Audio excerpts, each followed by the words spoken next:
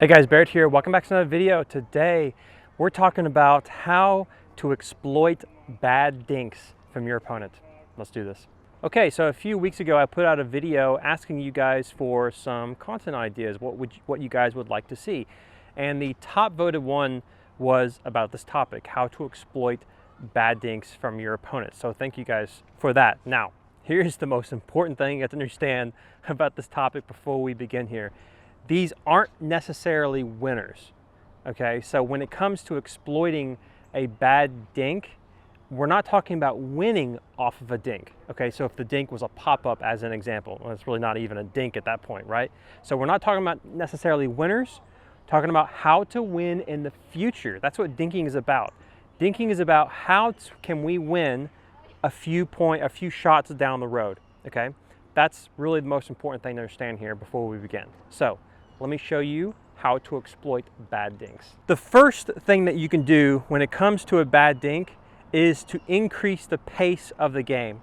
If you're playing against someone that has trouble with pace or has trouble with speed, this is a really great thing to do, okay? So here we go. Linda's gonna hit some high shots for me. I'm gonna increase the pace like that. Notice, this is so important, notice how I didn't smack the ball super hard. I could have, but that's not what we're talking about here. We're talking about giving yourself incremental advantages here. Okay, so you see what happened there.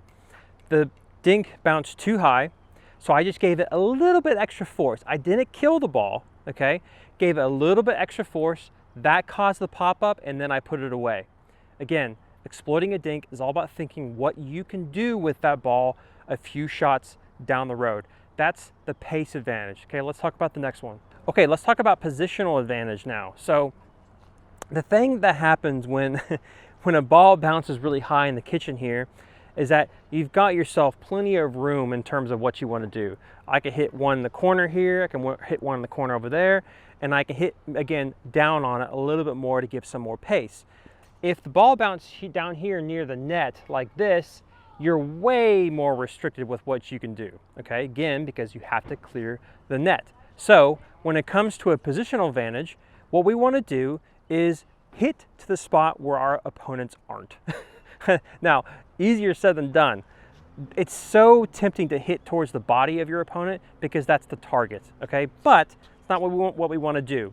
We want to hit to where they aren't, okay? Like that. So I'm putting, again, because the dinks are so high, I'm putting a little bit more force on it, and I'm hitting to where they're not. And it's so effective with this stuff.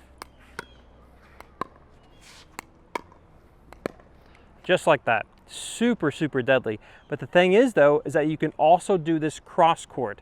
Now, if you're dinking with someone straightforward like this, just back and forth, just a casual little dinking thing, which honestly doesn't happen very often, especially in higher level play, what will happen is if her partner is right-handed, that partner will try to camp the center line here because they're looking for that forehand poach.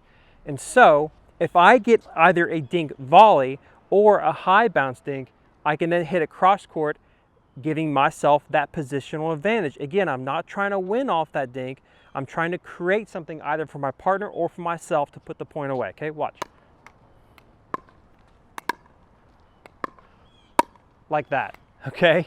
Really deadly stuff. And that leads perfectly into the dink volley. The reason why you have to get good at dink volleys is because they happen sooner than a dink that's bounced. Okay, let me show you. So watch how long it takes for me to do these dinks. It bounces, and then I take my swing. You see how slow everything is? But if she were to hit these shots a little bit harder and I were to volley them, things happen quicker. You see how much see how much faster the point is going now? I can use that to my advantage because now that my shot is happening sooner, they're less likely to be ready. And so I'm going to misdirect these bad dinks cross court. Like that. And that is deadly. Now that was a little high, that was a little bit more of a put away, but you see what I mean. That time advantage is huge with this stuff. And a lot of it happens on volleys. Get low, try to squat, reach out there, and make those dinks. It is huge, okay? So that's how you exploit dinks in pickleball. Again, it's not a, can I win off of this shot or not? It's, can I win in the future? Super deadly stuff. Guys, I hope that was helpful. It's super fun doing this kind of stuff, so hope that you guys enjoyed the video. Feel free to go to pickleballkitchen.com. Got a ton of stuff on there. Make sure you sign up for my email list. I've got some super special stuff coming out soon. Anyway, guys, thank you so much for joining me. I'll see you next time.